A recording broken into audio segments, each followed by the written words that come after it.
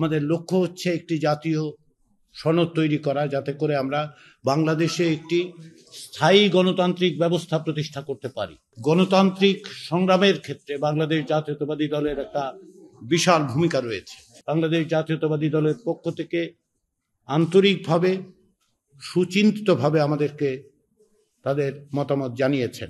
জাতীয় ঐকমত্য কমিশনের পক্ষ থেকে, বিশেষত জাতীয় ঐকমত্য কমিশনের প্রধান উপদেষ্টা অধ্যাপক মোহাম্মদ ইউনূসের পক্ষ থেকে আমি আজকে বাংলাদেশ জাতীয়তাবাদী দলের এই প্রতিনিধিদেরকে স্বাগত জানাই এবং তাদেরকে আজকে আমাদের অনুরোধে এখানে উপস্থিত হওয়ার জন্য আন্তরিকভাবে ধন্যবাদ জানাই।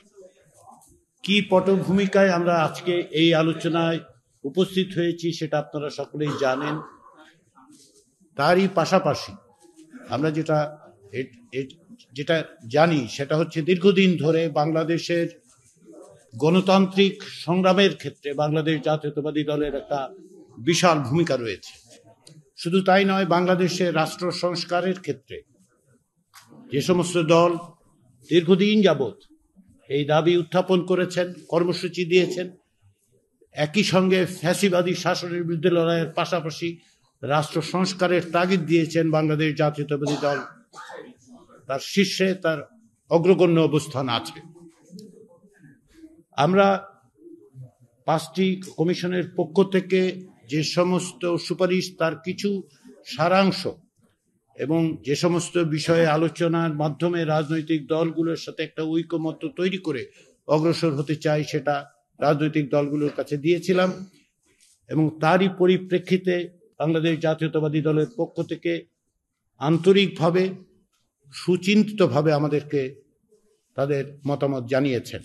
শুধু তাই নয়, সংবিধান সংস্কার কমিশনের দায়িত্ব পালনকালেও আমরা বাংলাদেশ জাতীয়তাবাদী দলের পক্ষ থেকে যে সহযোগিতা পেয়েছি তার জন্য এই সুযোগে আমি আবার ধন্যবাদ জানাতে চাই। আমরা এই আলোচনার মধ্য দিয়ে আমাদের লক্ষ্য হচ্ছে একটি জাতীয় সনদ তৈরি করা, যাতে করে আমরা বাংলাদেশে একটি স্থায়ী গণতান্ত্রিক ব্যবস্থা প্রতিষ্ঠা করতে পারি। বারবার আমরা দেখেছি যে গণতন্ত্র কেবল হোঁচট খেয়েছে তা নয়, একটি ব্যক্তিতান্ত্রিক স্বৈরতন্ত্র প্রতিষ্ঠিত হয়েছিল এই দেশে। সেগুলো যাতে ভবিষ্যতে না ঘটে, যার বিরুদ্ধে বাংলাদেশের রাজনৈতিক গণতান্ত্রিক শক্তিগুলো দীর্ঘদিন সংগ্রাম করেছে এবং জাতীয়তাবাদী দল তার অগ্রগণ্য হিসেবে ভূমিকা পালন করেছে, সেই জায়গায় সেই প্রাতিষ্ঠানিক রূপ দেওয়ার জন্যই এই প্রচেষ্টা। আমরা আশা করছি আমরা আলাপ আলোচনার মধ্য দিয়ে এমন একটা জায়গায় উপস্থিত হতে পারবো যেখান থেকে প্রাতিষ্ঠানিকভাবে, সাংবিধানিকভাবে আমরা এমন ব্যবস্থা তৈরি করতে পারবো যা বাংলাদেশের ভবিষ্যৎ পথরেখা নির্দেশ করবে। ইতিমধ্যেই বিভিন্ন বিষয়ে জাতীয়তাবাদী দলের পক্ষ থেকে মতামতগুলোর ক্ষেত্রে ঐকমত্য সুস্পষ্ট, কিছু বিষয়ে ভিন্ন মত আছে, সেগুলো আমরা আলোচনা করব এবং আমরা আশা করি আমরা এক জায়গায় আসতে পারবো। সেই জন্যই এই আলোচনা। আমি বারবার যেটা বলি, আবারও বলি, আপনাদের যারা গণমাধ্যমে তারা জানেন, আমি বারবার বলি যে টেবিলের দুই ধারে বসলেও আমরা আসলে দুই পক্ষ নই। আমরা একত্রে সকলে মিলে জাতির যে আকাঙ্ক্ষা, যে একটি ঐকমত্য তৈরি করা, একটি দীর্ঘমেয়াদী স্থায়ী ভিত্তি দেয়া গণতন্ত্রকে, তার জন্য আমরা সকলে কাজ করছি।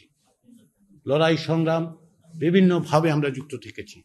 সেই জায়গায় বিএনপি যে ভূমিকা পালন করেছে, সেই ভূমিকা তাদেরকে নিঃসন্দেহে এমন অবস্থানে দিয়েছে যে বাংলাদেশের মানুষ জানেন যে তারা কি ভূমিকা পালন করেছেন, কিভাবে তারা গণতন্ত্রের সংগ্রামের জন্য অত্যাচারিত হয়েছেন, নিপীড়িত হয়েছেন, প্রতিরোধ রচনা করেছেন।